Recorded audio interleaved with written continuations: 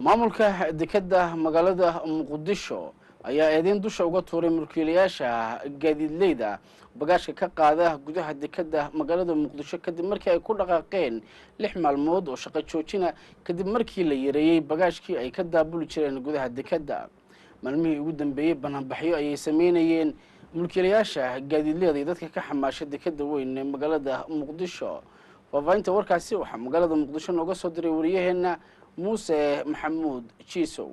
iyadoo maamulka dekedda magaalada Muqdisho eedamo iyo cabashooyin ay ugu imaanayeen milkiilayaasha gaadiidka xamuulka bagaashka ka qaada marsada magaalada Muqdisho ayaa maamulka dekedda arrintaasi si aad u beeniyay ku lug lahaanshiyaha arrimaha gaadiidka xamuulka qaada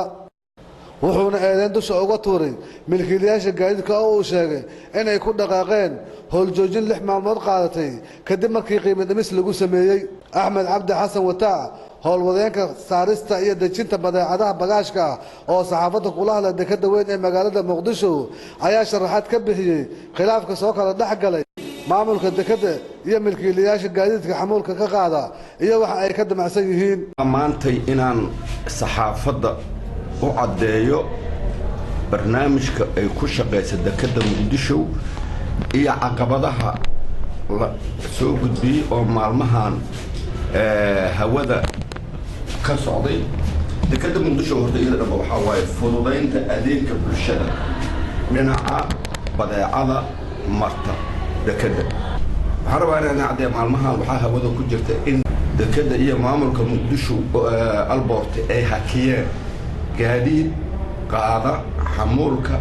qaybta bagaashka waxaan rabaa inaan caddeeyno maamulka dekedda Muqdisho Albort wax luga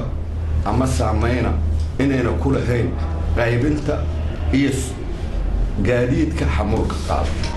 kaliya doorka ay ku leedahay waxa waaye in ninka badeecada leh oo ganacsadaha ah oo baahidiisa u soo gudbiyo howlgelinta ama qaybta operationka waxaan rabaa waxa inaan kaga sheego gaadiidka cabanaya ee qaadi jiray xamuulka bagaashka ah asiga ayaa hakiyay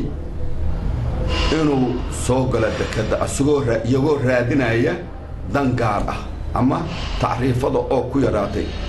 waayo marka hore waxay qaadan jireen lacag gaaraysa 22 milyan per trip 22 milyan waxaa laga dhigay in ka yar 10 milyan taas ayay marka waxay rabaan inay bisleystaan oo ay gaaraan 22 milyan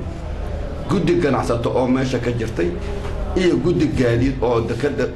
gaadiidkeeda loo soo magacaabay ayaa ka shiray iyaga ayaa go'aamiyay tacriifadaas iyaga ayaa heshiiska galay waxay hakane dekeddu taagneed badeecada bagaashka in ka badan 6 maalmood 6 maalmood ka bacdi xasixa loo helo kabaniyaasha gaadiidka la wacay waxa lagu la ballan inay gaadiid keenaan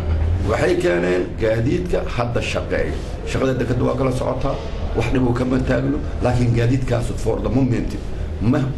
shaqeeyo waxaana socda sida loo sheegay inay heshiis dadkii oo milkiilayaasha gaadiidka kambaniyaasha iyo ganacsatada inay banaanka ku shirayaan isla mar ahaantaasna inay xaliyaan barnaamijkaas ay u fadhiyaan waana loo soo gudbiyay